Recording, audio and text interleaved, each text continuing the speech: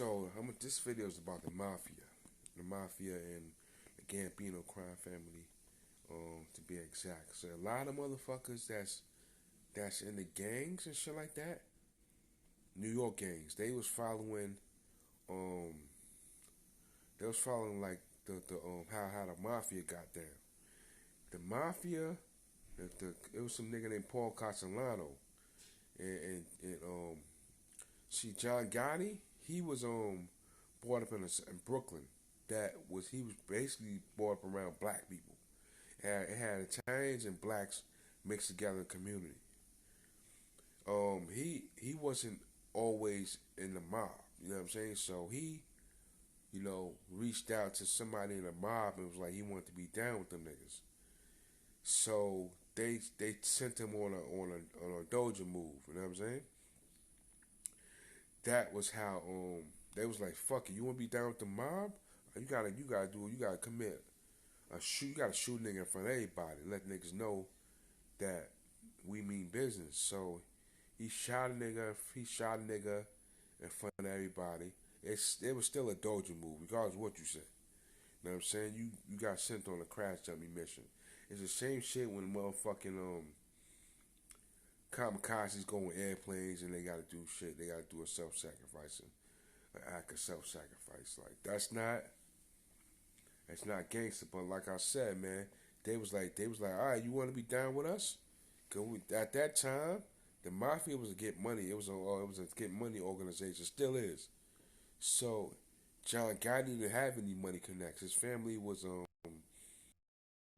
was a blue collar nigga, and his mom was a household stay at home wife.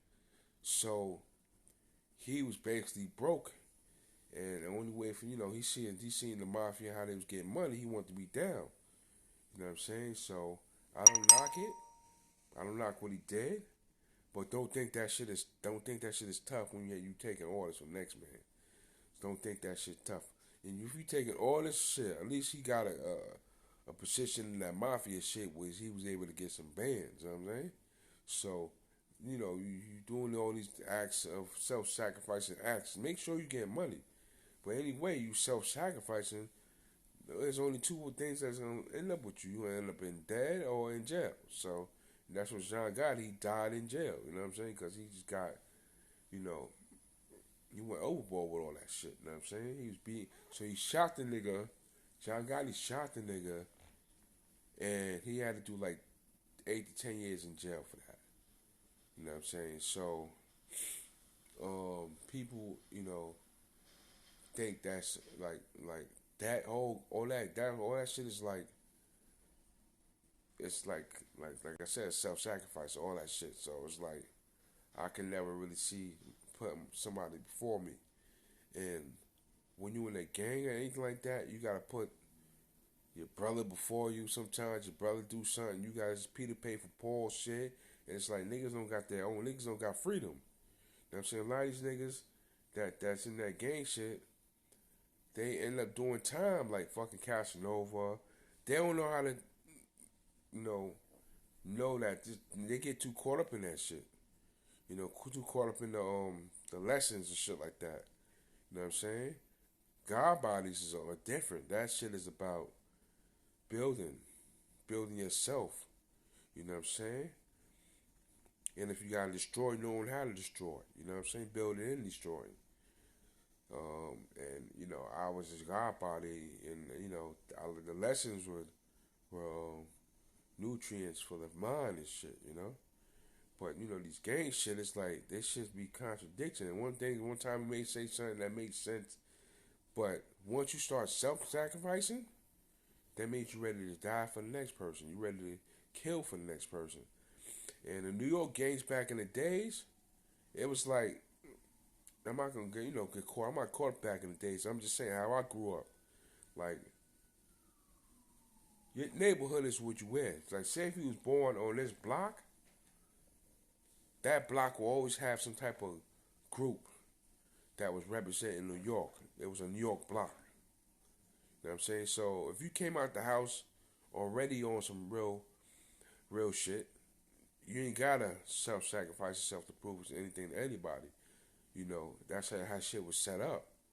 So I didn't understand when dudes, those West Coast gangs came to New York, and it was like that shit didn't make no sense. Like it was always a New York thing or West Coast thing or whatever, but it's always a New York thing. So when these Brim streets and shit like that, and the power, because Brim Street is a street in L.A. That's not just a hat. That's a street in L.A. And it was like New York. There was street gangs in New York. So when a street gang in L.A. came to New York, that shit didn't even make no sense. And I seen like, see that shit came to New York in 1993, 92, 93. So back then, if any nigga like in the '84 era got down with that, they were corny. Like 1984, okay, 1984, 1993. So at that time, in 1984 and 1993, you were 9 years old. So if you was out in the streets at 9, 8, 9, you know that's not a go. You know what I'm saying? You would know that, like in that era, my era, like you would know that that's not a go. So when niggas started joining, I was like, yo, how do you like what does like that's a go? That's not a go. You know that's not a go if you was in the streets. See, a lot of niggas was in the streets at that time, 92, 93, and around 92 and 93, I was 8 years old. So people around my age, 8 years old too, and it was always either you're a New York nigga or West Coast nigga, East Coast versus West Coast. So that's how that shit was like set up. You know what I'm saying? And that shit just didn't make no sense. You know.